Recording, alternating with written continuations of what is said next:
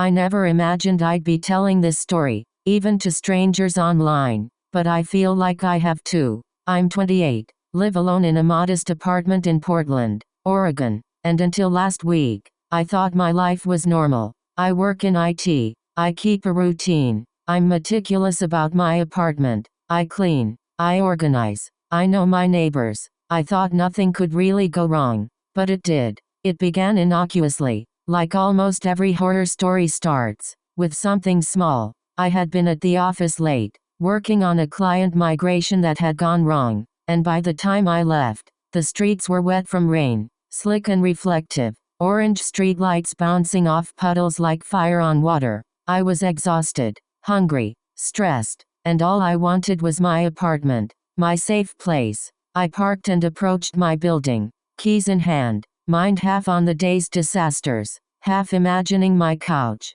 a cold beer, maybe some takeout. That's when I noticed the door, slightly open, my apartment door, which I always lock. My stomach sank immediately. No, no, no, this isn't happening, I thought. I froze, half expecting my brain to be playing tricks. I whispered, "Hello." Nothing. Silence. I stepped closer, pushed the door gently. It opened without resistance. My chain lock was off.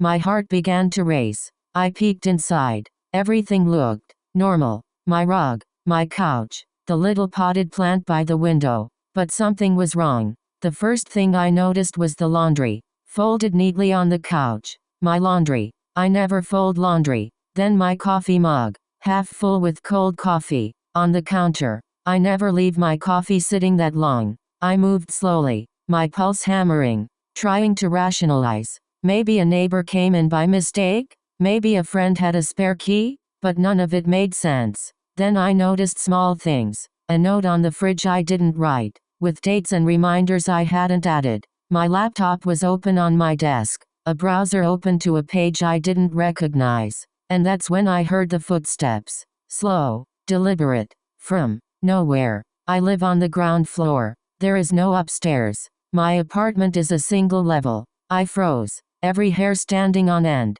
And then I saw him, a man, sitting at my kitchen table, scrolling on my phone. Not frantic, not hurried, calm. He looked up, saw me, and smiled. "Oh, hey, you're home early," he said, casually, as if this were normal. I froze, voice trembling. Who are you?" He shrugged, leaning back. "I live here too. You probably forgot."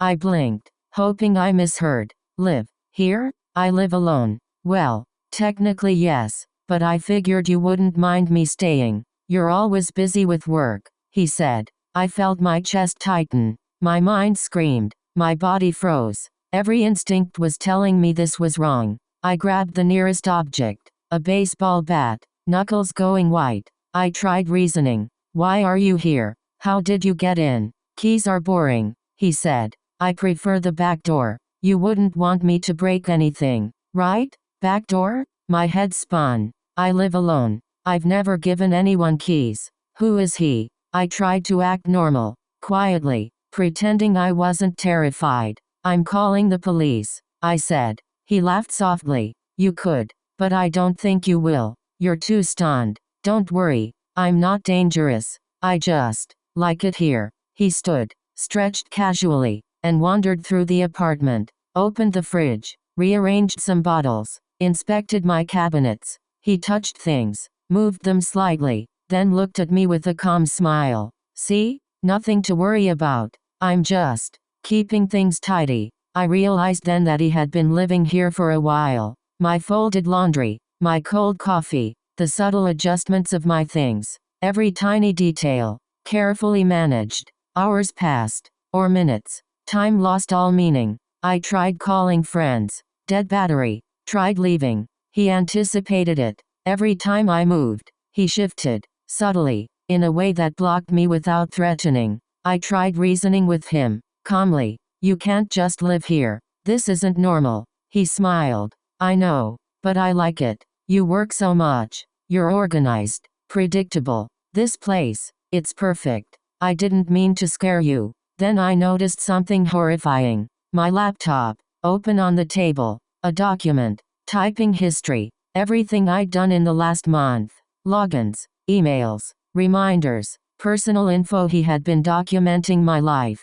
Panic set in. Get out. Now, I screamed. He froze, smiled faintly. Okay, don't get upset. I'll leave. But I could come back. You can't stop me. I bolted into the dark, wet streets. Called the police while my lungs burned. They came, took statements, inspected my apartment. Nothing. No signs of forced entry. No fingerprints. Nothing. I returned later. Apartment pristine. Coffee mug on counter. Laundry folded. As if nothing happened. That night, I barely slept. Every creak, every shadow, felt like him. I imagined him sitting at my table, drinking my coffee, humming. The next week, I couldn't go back alone. I stayed with a friend, installed cameras, changed locks, triple-checked every window. My life had shifted from mundane routine to constant vigilance. Everyday details became triggers.